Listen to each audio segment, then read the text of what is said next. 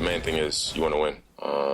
To be honest, I'd rather throw for 50 yards, 3 picks, and we still win the game than, what happened this past Sunday. At this point, winning is just the number one thing on my mind. So I'd rather do that than accomplish any individual goal or individual statistic than that there is. So, me, I'm just trying to get a dub. Yeah, I mean, it ended in a loss, but Fields did have the best game of his NFL career, arguably, this past week, completing 80% of those touchdown passes. I mentioned the 4 touchdowns that he had. It marked the first time in his NFL career that Fields threw for 300 yards, and the 4 touchdown passes are also a career high.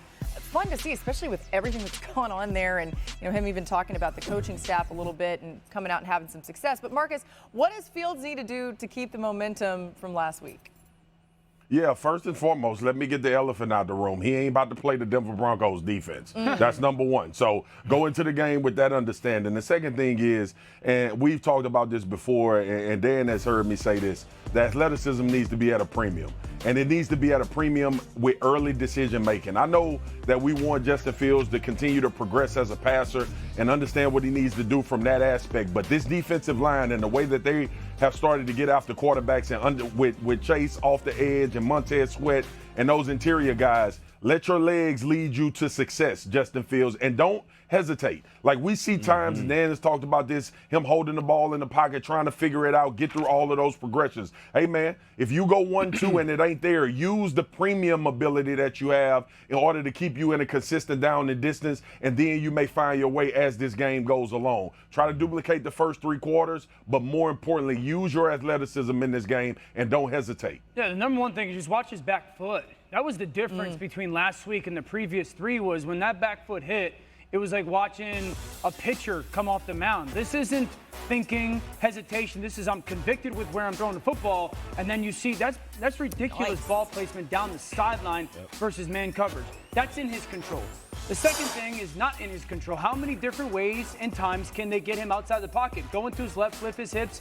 Again, an outstanding throw on the run to DJ Moore. But they got to call that. Luke Getsy, their play caller, has to utilize him. And Marcus intimated this, like get him to use his legs. This is a way where you force it. And now the defense is going, is he a runner?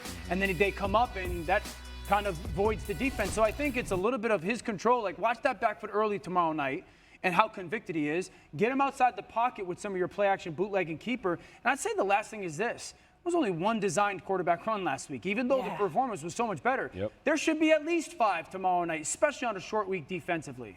I mean, you look at what Lamar is doing, right? He played carefree football for 3 quarters, to Marcus's point. And then when the situation got tight, he started wondering, like, oh, should I do this, should I do that? And there's going to be chemistry that needs to build. If you watch the game where him and DJ Moore, their chemistry is really taking its course. And I hate that now in preseason football, the fact that the starters aren't playing, people aren't playing, you're not getting a good look at what's going on. So, they look good in the preseason, as did Kenny Pickett, as did DTR from the Browns. And you saw what happened when you put him in the middle of a regular season against a Ravens defense.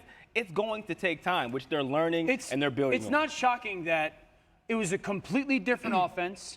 He looked like a completely different player. And then DJ Moore's impact was completely different than it's been. Like they got to run the same offense plus that they did Sunday. Sometimes it's not that complicated. Fields has a 98 QBR when targeting DJ Moore this season. Let's do more of that. I didn't play very well. It happens. Two of the interceptions just underthrew 5 to 10 yards, and missed some opportunities throughout the game. And so I just got to put us in better positions and making better decisions. So that the guys can go out there and work for me and make plays down the field. I just haven't played very, very good to start the season, so I think if I start playing better, everybody will start playing better. Accountability, man. So maybe sometimes quarterbacks don't play well, and it's okay to say it. Obviously, the best guy on the planet is saying it himself. So that's one of the things about Patrick that makes him Patrick, is he's probably the hardest on himself than anybody. He'll be fine, completely fine. How dare Patrick Mahomes not play perfectly at all times? You know what?